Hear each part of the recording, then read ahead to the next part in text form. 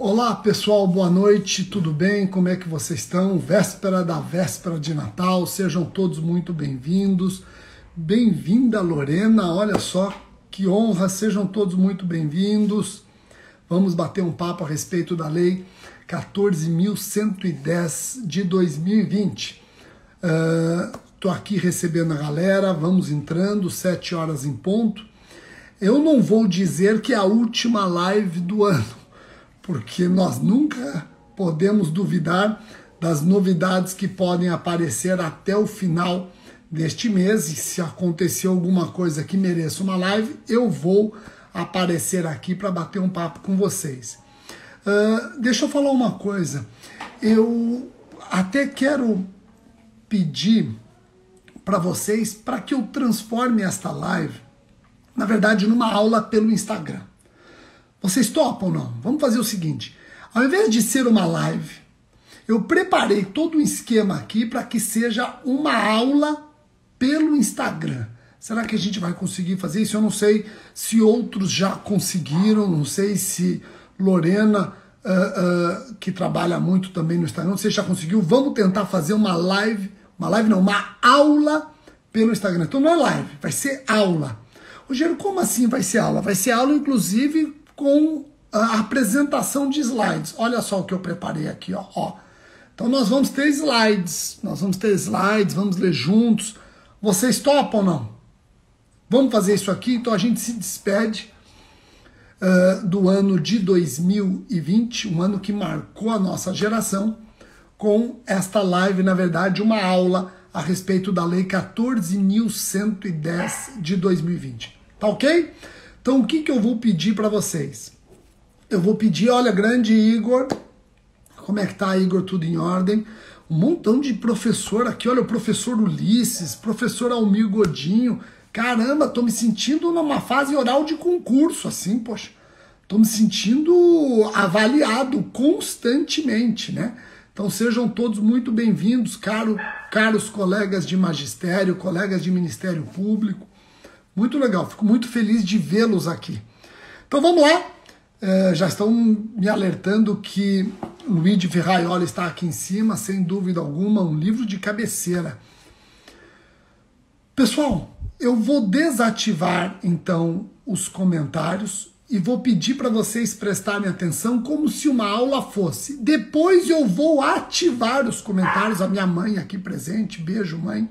Pessoal, depois eu vou ativar os comentários e aí vocês vão me dizer, Rogério, valeu a pena ou não, deu certo ou não deu? Éder que é meu aluno na pós, quando eu ativar os comentários, Wellington, quando eu ativar os comentários, eu vou pedir para vocês me passarem esse feedback, se deu certo ou não, tá? Alguns estão pedindo para eu comentar a respeito do RSC Online, no final eu tenho algumas observações importantes para fazer a respeito dos cursos do RSC Online. Então vamos lá, eu vou desativar os comentários, Marcos, vou desativar os comentários aqui e vamos começar a nossa aula.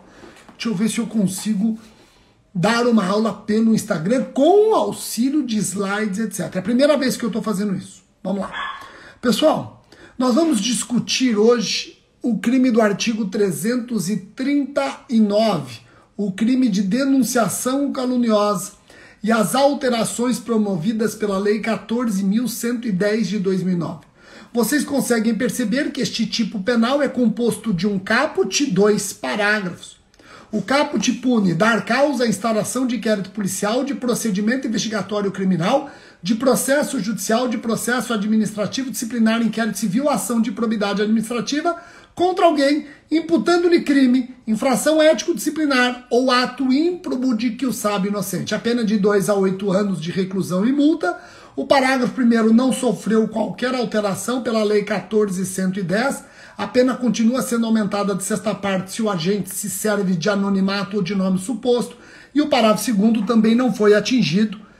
A pena é diminuída de metade se a imputação é da prática de contravenção. Vejam, com este quadro, eu destaquei em vermelho as mudanças trazidas pela Lei 14.110. Eu vou explicá-las, tá? Eu vou explicar todas as mudanças, Mas por hora, com este quadro, você consegue perceber que o legislador alterou não somente o objeto material do crime, a conduta do agente ela é típica quando ele dá causa à instauração de procedimentos oficiais e essa instauração é inútil porque ele sabe inocente a pessoa imputada. Exatamente esses procedimentos oficiais foram objetos de alterações trazidas pela Lei 14.110 e alterou também o seguinte: antes, o 339 consistia em dar causa à instauração de procedimento oficial imputando crime à pessoa que sabe inocente. Agora eu tenho o 339 não somente quando você imputa um crime à pessoa que você sabe inocente, mas também quando você dá causa à instauração de um procedimento oficial imputando a quem você sabe inocente infração ético-disciplinar ou ato ímprobo. Rogério, a denunciação caluniosa também é chamada de calúnia qualificada? Sim, ainda é chamada de calúnia qualificada. Mas eu já adianto que com as mudanças trazidas pela Lei 14.110 de 2020, a tendência é esse sinônimo calúnia qualificada ir perdendo sentido. Vai ser superado. Porque antes, como vocês perceberam, a denunciação caluniosa envolvia a imputação de crime de que sabe inocente o imputado. Agora, uma das formas de se praticar a denunciação caluniosa é imputando crime à pessoa que você sabe inocente. Uma das formas. Eu posso cometer denunciação caluniosa não imputando crime, mas imputando infração ético-disciplinar ou ato ímprobo. Tá bom? Por isso que eu disse que esse sinônimo, calúnia qualificada, a tendência é ir perdendo sentido. O crime tutela, em primeiro lugar, o regular andamento da administração da justiça. É um crime contra a administração da justiça. Por que, Rogério, tutela-se a administração da justiça? Porque a administração da justiça é impulsionada inutilmente e criminosamente. Mas não é somente a administração da justiça que está sendo tutelada. Tutela-se também a honra da pessoa ofendida. Seja porque se lhe imputou o crime de que o sabe inocente, ou infração ético-disciplinar, ou ato ímprobo.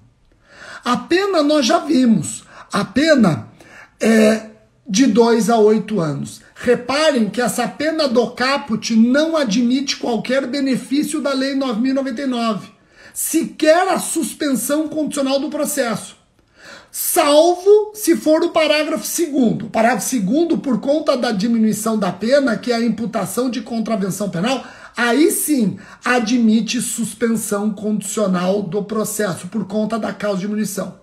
Independentemente se eu estou no caput, no parágrafo 1º ou no parágrafo 2º, é possível acordo de não persecução penal, artigo 28A do Código de Processo. Então, a denunciação caluniosa em todas as suas modalidades admite esse novo instrumento de consenso, de justiça consensuada, justiça negociada, o ANPP, artigo 28A, tá bom? Então a denunciação caluniosa admite o ANPP.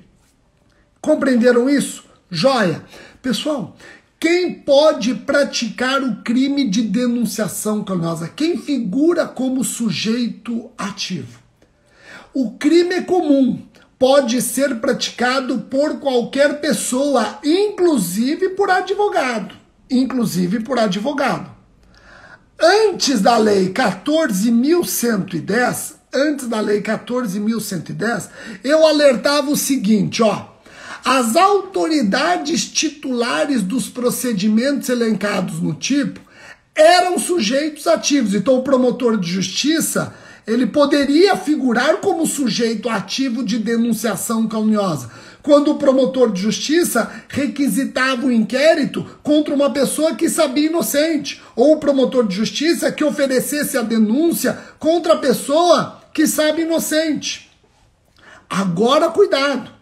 Se o promotor de justiça oferece a denúncia contra a pessoa que sabe inocente, aí não existe, pessoal, denunciação caluniosa. Por quê? Porque temos uma lei, a lei de abuso de autoridade, que pune no artigo 30 exatamente a conduta de dar início ou proceder à persecução penal civil administrativa sem justa causa fundamentada ou contra quem sabe inocente. Então, cuidado, que hoje a tendência é exatamente as autoridades responderem por abuso de autoridade e não por denunciação caluniosa. Antes de você subsumir a conduta de uma autoridade ao 339, antes de você fazer isso, veja se não configura abuso de autoridade, veja se não configura o artigo 30 da Lei de Abuso de Autoridade, tá? Você só vai cogitar do 339 do Código Penal se o comportamento da autoridade não configurar o artigo 30 da Lei 13.869 de 2019. Rogério, a doutrina sempre alertou que nas situações em que a conduta consiste em imputar falsamente a inocente um delito de ação penal privada ou pública condicionada à representação, somente a vítima ou seu representante legal pode praticar o crime do 339. Sem dúvida, você vai encontrar isso nos livros. O que os livros dizem? Se eu imputo a alguém que eu sei inocente um crime de ação penal de iniciativa privada ou ação penal pública condicionada, querendo ver a instauração de um procedimento oficial contra essa pessoa, a doutrina diz: somente a vítima ou representante legal é que podem praticar o delito. Porque sem a manifestação de vontade, sem o pedido ou autorização da vítima ou seu representante, não há um impulso oficial. Isso acabou. Com a Lei 14.110, isso acabou. Vejam, antes, uma denunciação caluniosa versando sobre ameaça só poderia ser praticada pela falsa vítima ou pelo seu representante, titular do direito de representação. Agora acabou. Eu não tenho mais isso. Por quê, Rogério? Porque pode gerar outras consequências extrapenais e que não dependem da vontade da vítima. Tá bom? Joia? Fácil. Pessoal, quem é o sujeito passivo do 339? O 339 tem dois sujeitos. Um sujeito passivo imediato, que é o Estado, atingido na fiel administração da justiça, e outro sujeito passivo secundário, que é a pessoa inocente denunciada, a quem se imputa a prática de crime ou infração ético-disciplinar ou ato ímprobo. Rogério, um menor de 18 anos pode ser vítima de denunciação caluniosa? Pessoal, aqui a doutrina diverge. Por quê? Como o artigo 339 consistia na imputação apenas de crime e o menor de 18 anos não pratica crime, muitos diziam que o menor de 18 anos, por não praticar crime, não pode ser vítima de denunciação caluniosa. Outros discordavam, falavam, lógico que ele pode ser vítima de denunciação caluniosa. Aliás, ele pode ser vítima até de calúnia, porque o crime consiste em imputar a alguém fato previsto como crime. E o menor de 18 anos pratica fato previsto como crime, chamado ato infracional. Então tinha essa discussão. Pessoal, essa discussão, ela vai perder sentido com a Lei 14.110. Por que vai perder sentido? Porque o 339 não consiste mais em dar causa à instauração de um procedimento oficial imputando a alguém crime. Essa é uma das formas de se cometer o 339. O 339 ele pode ser cometido dando causa à instauração de procedimento oficial imputando a alguém crime que o sabe inocente, ou imputando a alguém infração ético-disciplinar de que o sabe inocente, ou ato ímprobo. Eu posso, a depender do caso concreto, imputar um ato ético, ético disciplinar, ou uma infração ética disciplinar, ao menor de 18 anos, se estagiário, por exemplo, da administração pública. Tá ok? Se ele tem algum vínculo com a administração pública. Tá joia? Então, essa questão, se o menor de 18 anos pode ou não ser vítima de denunciação caluniosa, ela não vai ficar mais naquela dependência se o menor pode ser vítima ou não de crime, etc. e tal. Se ao menor pode ser imputada a prática de crime ou não pode. Acabou isso. Por quê? Porque o 339, ele pode ser cometido sem precisar imputar um crime a alguém. O 339 pode ser cometido imputando-se a alguém infração ético-disciplinar ou ato ímprobo. E na infração ético-disciplinar, eu posso ter como vítima um menor de 18 anos. Tá bom? Dando sequência, qual é a conduta punida no artigo 339? O tipo em estudo pune a conduta daquele que dá causa, que provoca direto ou indiretamente por interposta pessoa a instauração de procedimento oficial, imputando a determinada pessoa sabidamente inocente a prática de crime, a prática de infração ético-disciplinar ou a prática de ato ímprobo. Tá ok? Entenderam a conduta que nós vamos aprofundar agora? Antes de aprofundar, eu só vou ativar os comentários aqui e quero saber se esse formato está sendo útil, se vocês estão entendendo. Então, se vocês puderem só me responder, eu já vou desativar aqui outra vez, já vou desativar. Mas me digam se o formato que eu estou fazendo, voltando, indo para os slides, voltando para mim, se isso está sendo útil. Tá ajudando? Deixa eu ver aqui, estou lendo. Ao que tudo indica, sim, né? Deixa eu ver o que mais aqui. Se alguém tiver uma crítica, por favor, faça a crítica. Não tem problema algum. Não tem problema algum. Eu estou inaugurando esse sistema aqui. Se houver críticas, coloquem a crítica, porque para mim é importante. Estou vendo aqui, pelo menos o feedback está positivo. Deixa eu ver. Tranquilo? Tá, então vamos lá. Então eu vou desativar novamente. E vamos lá. Quero ler com vocês outra vez a conduta punida no artigo 339. Pune a conduta daquele que dá causa, provoca, direto ou indiretamente, a instauração de procedimento oficial imputando a determinada pessoa sabidamente inocente a prática de crime, infração ético-disciplinar ou ato ímprobo. Vejam, se tratar de contravenção, haverá uma diminuição de pena como prevista no parágrafo 2º. Já comentei isso com vocês, inclusive o parágrafo 2º vai admitir suspensão do processo. Caput não admite, o parágrafo 2º vai admitir. Vamos analisar com calma os vários procedimentos oficiais que o agente dá causa, imputando a alguém crime, infração ético-disciplinar ou ato ímprobo, sabidamente, onde a pessoa imputada é sabidamente inocente. Olha só. O tipo começa punindo aquele que, mediante notícia mentirosa, dá causa à instauração de inquérito policial. Sob a vigência da redação anterior, nós tínhamos dar causa à instauração de investigação policial.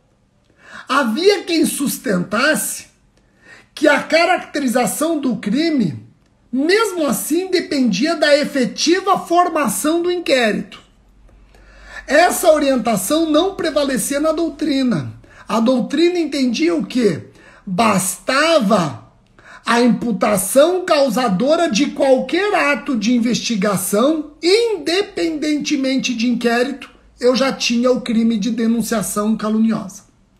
Então prestem atenção nisso. Antes da Lei 14.110, havia uma divergência, e essa divergência era entre a jurisprudência e a doutrina. Para a jurisprudência, o crime do 339 nessa modalidade dependia da efetiva instauração do inquérito policial. Não bastava investigação preliminar. Para a doutrina, não. A investigação preliminar já era uma movimentação inútil da máquina administrativa, já configurava o crime do 339. Nessa briga, venceu a jurisprudência. Por quê? Porque a Lei 14.110 agora expressamente exige a provocação da instauração de inquérito policial, não bastando mais qualquer ato de investigação. Eu preciso da instauração do inquérito policial. Primeira mudança importante. Você vai prestar os concursos de polícia que estão abertos aí, olha, já está autorizado o concurso para PF, está autorizado uma série de concursos para a Polícia Civil, vai prestar, isso vai cair, obviamente. Agora a denunciação caluniosa depende da efetiva instauração do inquérito policial. Pessoal, também caracteriza a denunciação caluniosa quando o agente imbuído de má-fé dá causa à instauração de procedimento investigatório criminal. Outra novidade trazida pela Lei 14.110. Rogério, o que vem a ser esse procedimento investigatório criminal? Trata-se de procedimento tipicamente conduzido pelo Ministério Público para investigar a prática de crime de ação pública. É disciplinado por meio da Resolução 181/2017 do Conselho Nacional do MP e sua finalidade, a exemplo do inquérito, é preparar e embasar, se for o caso, o ajuizamento da ação penal. Tá ok? Então a novidade está aí. Introduziu-se no 339 o procedimento investigatório criminal conduzido pelo Ministério Público. Se alguém tinha dúvida se o Ministério Público poderia investigar ou não poderia investigar, se alguém ainda não estava convencido com as várias decisões do Supremo, o legislador agora dá um sinal evidente. O legislador diz, ó, o Ministério Público pode instaurar procedimento investigatório criminal. E se o Ministério Público instaurar um procedimento investigatório criminal porque alguém lhe provocou, imputando a outrem crime de que o sabe inocente, eu tenho denunciação caluniosa. Tá ok? Joia? Pessoal, dando sequência. Eu também tenho o crime do artigo 339, quando o agente imbuído de má-fé provoca o ajuizamento de processo judicial contra quem sabe inocente, imputando-lhe crime ou até um ato ímprobo.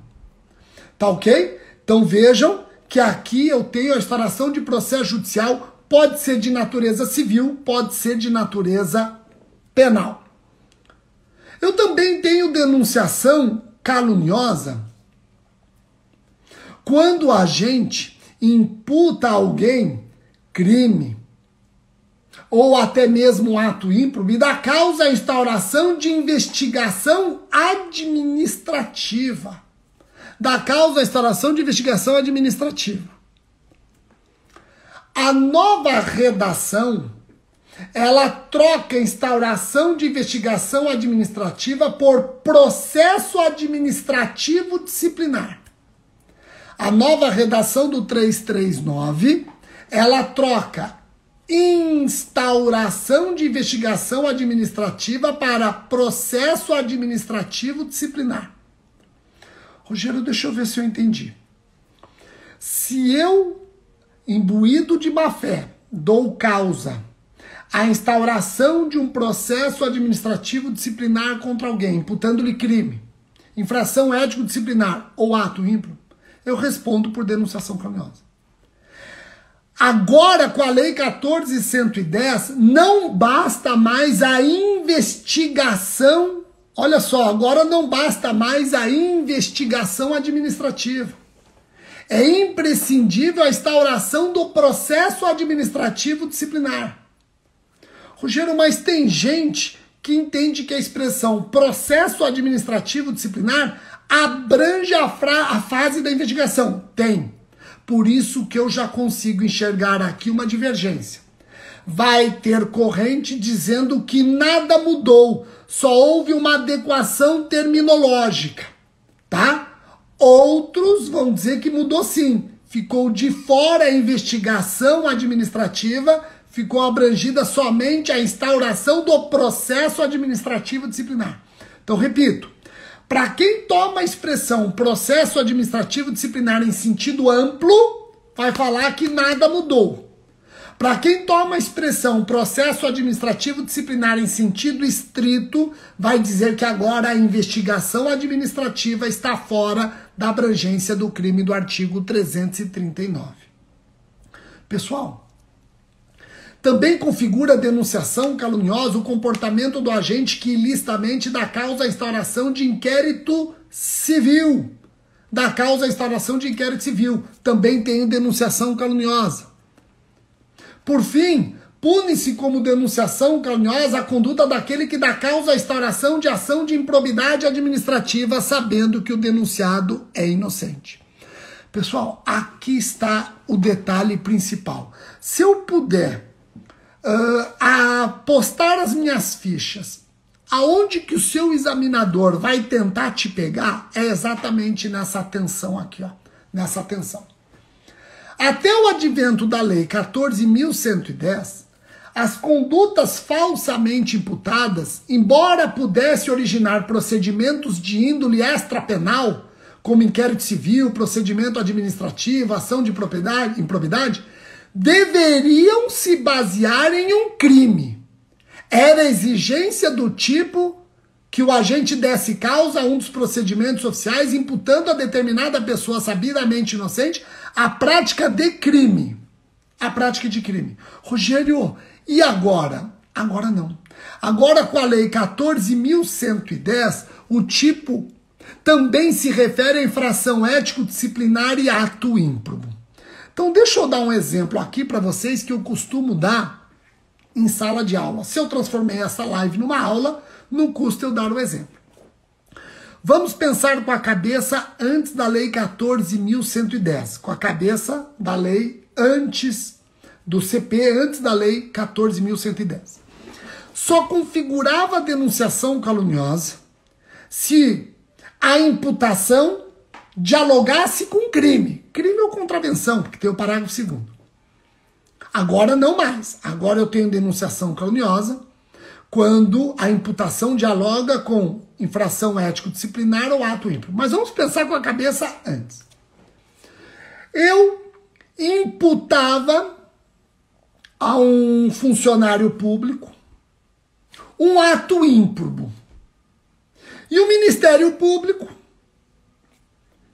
por conta da imputação, ajuiza a ação civil pública. Ação civil por ato de improbidade administrativa. E aí fica apurado o quê? Que foi denunciação caluniosa. Fica apurado que quem imputou o ato ímprobo sabia que o imputado era inocente. O que o promotor tinha que fazer? Eu tinha que fazer o seguinte. O ato imputado, ato ímprobo imputado, corresponde a crime? Sim. Denunciação caluniosa 339. O ato imputado, ato ímprobo, não corresponde a crime? Não é crime? Não. Opa, eu não tenho denunciação caluniosa. Vai configurar o artigo 19 da Lei de Improbidade Administrativa, inclusive uma infração de menor potencial ofensivo. Então eu vou repetir. Eu, Rogério, promotor de justiça, eu recebo uma notícia, uma representação que atribui um ato ímprobo a alguém. Eu, por conta dessa representação, ofereço a minha ação civil pública. E apuro que aquilo não é verdade. Ele imputou um ato ímprobo a uma pessoa que ele sabia inocente. Aí eu vou ter que parar e pensar. Qual foi o ato ímprobo? Ah, foi um peculato. Peculato é crime. Se o ato ímprobo corresponde a um peculato que é crime, acabou, denunciação caluniosa 339 do Código Penal. Agora, se eu analisar o ato ímprobo imputado e chegar à conclusão que é um peculato de uso, e em regra o peculato de uso não é crime, em regra o peculato de uso não é crime, é só ato ímprobo, mas não é crime, Eu tinha que trabalhar com o artigo 19 da Lei de Improbidade Administrativa. Eu não podia trabalhar com 339. Eu só podia trabalhar com 339 se o ato ímprobo correspondesse a crime. Pessoal, agora acabou essa história. Agora acabou essa história. Vamos ler o slide outra vez. Agora, o ato ímprobo, sendo um ato injusto, imputado a alguém que você sabe inocente, configura o 339. Não importa se esse ato ímprobo corresponde a crime ou não corresponde a crime. Vamos ler outra vez o slide. Olha como vai ficar mais fácil depois dos exemplos. Ó. Até o advento da Lei 14.110, as condutas falsamente imputadas, embora pudessem originar procedimentos de índole extrapenal, deveriam se basear em um crime, pois era exigência expressa do tipo que alguém desse causa a um dos procedimentos oficiais imputando a determinada pessoa sabidamente inocente a prática de um crime. Atualmente, o tipo também se refere à infração ético-disciplinar, mesmo que não corresponda a crime, a ato ímprobo, mesmo que não corresponda a crime.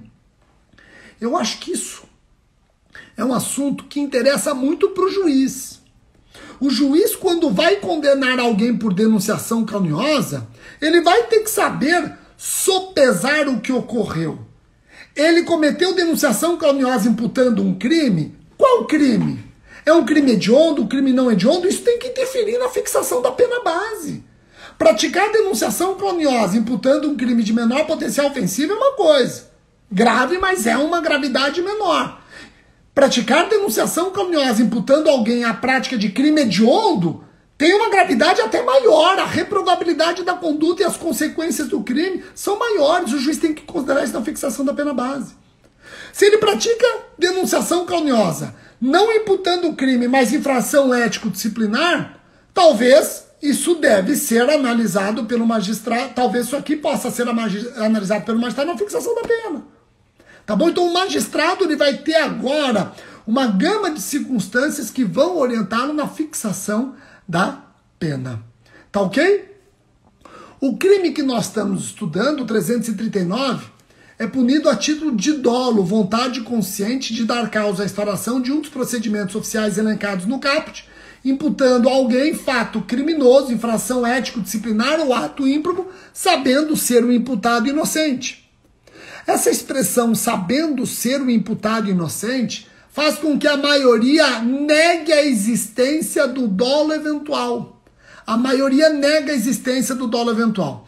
Eu vou aqui respeitar a maioria, vou deixar apenas a lição da maioria, mas eu quero registrar que eu discordo. César Roberto Bittencourt também discorda. Eu acho que o dolo eventual é possível, mas eu não quero confundi-los. Em concurso está caindo que o dolo eventual é incabível. Então vamos ficar com a maioria da doutrina, tá? Então na aula eu tenho que ajudar o aluno e não confundir o aluno. O que adianta eu ficar explicando minha posição, que é minoritária, se prevalece outra? Então vamos ficar aqui na aula com a posição que prevalece. Rogério, se o agente pratica denunciação caluniosa, mas com o propósito de autodefesa, existe o crime? Como assim? Como assim? Vamos imaginar que eu sou processado por denunciação caluniosa e eu digo para o juiz, eu acabei praticando denunciação caluniosa para me defender, senão a coisa ia sobrar para mim. Eu agi com espírito de defesa. Exclui o crime? Não exclui, já temos jurisprudência nesse sentido. Não exclui o crime. Então, eu já te adianto, o propósito de autodefesa não exclui o crime de denunciação caluniosa. Não exclui o crime. Vamos lá, dando sequência. Rogério, quando é que este crime se consuma? Consuma-se o delito com o início de um dos procedimentos oficiais elencados no caput. Lembrando que no caso do inquérito policial, o tipo não se contenta mais com a realização de diligências investigativas prévias. Agora, com a Lei 14.110, venceu a jurisprudência. Precisa da efetiva instauração do inquérito. Tá joia? Quem vai prestar concurso da Polícia Federal? Ah, Rogério, eu vou. Então, essa jurisprudência aqui é para você guardar a 4 chaves, ó. Isso aqui é importante. Compete à Justiça Federal julgar a denunciação caluniosa quando o delito falsamente imputado foi por ela apurado ou quando o servidor federal foi acusado da prática de crime funcional. Guardem essa jurisprudência, guardem muito bem. Guardem muito bem. Essa jurisprudência pode cair na sua prova para a Polícia Federal. O parágrafo 1º aumenta a pena do artigo 339 quando o agente se serve de anonimato ou de nome suposto. O agente praticou a denunciação caluniosa servindo-se de anonimato ou de nome suposto. Mesmo com esse aumento de sexta parte, você continua admitindo o ANPP, o Acordo de Não Persecução Penal. Eu quero terminar essa nossa aula, que já dura 36 minutos. Eu quero terminar a nossa aula explicando as normas especiais relacionadas à denunciação caluniosa. Cuidado com o princípio da especialidade. Se você não conhece normas especiais, você pode acabar imaginando estar no 339 do Código Penal, quando não. Existe norma especial e o princípio da especialidade orienta que a norma especial prevalece sobre a norma geral. Então eu trago para vocês aqui, ó, 4 normas especiais que prevalecem sobre o 339 do Código Penal. Antes de ir para essas normas, deixa eu só fazer um alerta. Hoje, até as 23 horas e 59 minutos, hoje é o último dia de preço especial nos produtos do RSC Online. Então, o meu curso para a Polícia Federal está com o preço de Natal só até hoje, 23 horas e 59 minutos, tá bom? Então, você que está estudando para o concurso da Polícia Federal, fique atento.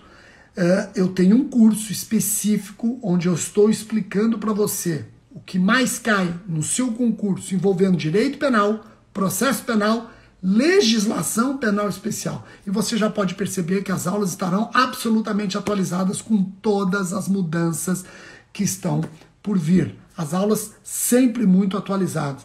Campo sua mensagem para você conversar comigo, etc. Então, preste atenção, hoje, 23 horas e 59 minutos, tem virada de preço. Você entra no site da editora Juspodium, deixa eu até colocar aqui, ó, para quem não sabe, entra no site da editora Juspodium, tá aqui, ó, e você vai ver um campo aqui, ó, Jusaulas, tá vendo? Jusaulas. Você clica em Jusaulas, aí você vai até o meu curso preparatório para a Polícia Federal. Você vai até o meu curso preparatório para a Polícia Federal, você clica exatamente aqui, pronto. Aí você tem o curso, a descrição do curso, etc. Tá bom? Então, o preço especial somente hoje até 23 horas e 59 minutos. Feito esse alerta, deixa eu voltar a aula aqui, vamos terminar o estudo da denunciação caluniosa, trazendo 4 denunciações caluniosas especiais. 4. Quais são? Ó, isso aqui é para você guardar com muito carinho. Isso aqui vai despencar. Nós temos uma denunciação caluniosa especial no Código Penal Militar, artigo 343. Artigo 343. Temos também uma denunciação caluniosa especial na Lei das Organizações Criminosas. O artigo 19 da Lei das Organizações Criminosas pune com reclusão de 1 a 4 anos e multa a conduta de imputar falsamente, sob pretexto de colaboração com a justiça, a prática de infração penal a pessoa que sabe ser inocente. É mais uma denunciação caluniosa especial que, se você não conhece, você acha que está no 339. E aqui a lei especial é que deve prevalecer. Eu tenho uma denunciação caluniosa especial no Código Eleitoral, professor Igor, que até agora estava aqui comigo, espero que ainda esteja. O professor Igor explica muito bem o artigo 326A do Código Eleitoral, que pune com reclusão de 2 a 8 anos e multa a conduta de dar causa à instauração de investigação policial, processo judicial, investigação administrativa, inquérito civil, ação de improbidade administrativa atribuindo a alguém a prática de crime ou ato infracional de que o sabe inocente com finalidade eleitoral. Olha o problema, o legislador, ele mudou o 339 do Código Penal, mas não mudou as normas especiais. E o 326A do Código Eleitoral continua falando em investigação policial, continua falando em investigação administrativa. E não tem o procedimento administrativo criminal conduzido pelo Ministério Público, apesar de que muitos entendem que está abrangido. Bom, então cuidado, no 326A, esse artigo 326A do Código Eleitoral continua dialogando com a redação antiga do 339 do Código Penal. O nosso legislador, ele trabalha assim, ó. Ele trabalha assim. Ninguém avisou o legislador, ó, legislador, você vai mudar a norma geral? Então vamos mudar também as normas especiais. Você quer incluir o inquérito policial expressamente? Então vamos fazer isso nas normas especiais. Você quer incluir o procedimento administrativo, o procedimento investigatório criminal conduzido pelo MP? Vamos fazer isso nas normas especiais. Você quer trocar a investigação administrativa por processo administrativo disciplinar? Vamos fazer isso nas normas especiais. Não, ele só mudou o 339 do Código Penal e agora você tem que conviver com essa diferença de redação entre a norma geral e as normas especiais. Na lei de abuso de autoridade, eu tenho uma denunciação caluniosa especial, artigo 30. Tá? São essas 4. Rogério, por que você não falou da denunciação caluniosa especial da lei de improbidade? Você até mencionou o artigo 19. Esse artigo 19 da lei de improbidade, na minha opinião, está revogado tacitamente. O artigo 19 da lei de improbidade perdeu a razão de ser a partir do momento que o 339 do Código Penal fala em crime, infração ético-disciplinar ou ato ímprobo. O artigo 19 da lei de improbidade está revogado tacitamente. É a minha opinião, é o que eu estou escrevendo. Os meus manuais vão sair agora em janeiro, totalmente atualizados, inclusive com a nova lei de licitações, que foi para sanção. Eu já deixei tudo comentadinho, já está tudo em ordem, só estou esperando o número da lei para colocar na capa e os comentários já estão totalmente atualizados. Eu vou ativar os comentários aqui desta live /aula e vou perguntar para vocês se foi útil e, ao mesmo tempo, já quero ir me despedindo, agradecendo imensamente a companhia de vocês no ano de 2020. Como eu disse, pessoal, esse ano de 2020 foi um ano desafiador, é um ano que marcou a nossa geração e eu sou obrigado a lembrar o quê? Eu sou obrigado a lembrar o mês de abril, Vocês que me acompanham desde o mês de abril sabem que nesse mês nós inauguramos o Estude com o Autor. Toda segunda-feira, batendo um papo com vocês a respeito de direito penal, os capítulos do meu manual geral. Então, todas as segundas-feiras eu marquei ponto aqui no Instagram. Foi uma pandemia de lives comigo, né? Então, eu quero agradecer imensamente todos aqueles que prestigiaram, ficaram assistindo, depois foram no canal do YouTube, também assistiram no canal do YouTube, muito legal. Quero agradecer também aqueles que confiaram no projeto do RSC Online, estão lá estudando comigo para a Polícia Federal. Aguardem que em janeiro outros cursos serão inaugurados no RSC Online. Cursos para a Polícia Civil, curso para Ministério Público, um curso VIP para o Ministério Público do Estado de São Paulo. Então fiquem atentos, em janeiro nós vamos enriquecer e muito esse projeto do RSC Online. Quero desejar a todos um ótimo Natal, um ótimo final de ano, que 2021 seja um ano muito mais tranquilo que esse e principalmente que seja o ano da sua posse. Tá bom, pessoal? Muitíssimo obrigado pela atenção. Quem eventualmente não conseguiu assistir esta live / aula, eu vou colocar no IG e vou colocar também no meu canal do YouTube. Tá joia? Tranquilo? Pessoal, então valeu, um ótimo Natal para todos e até o próximo encontro. Tchau, tchau.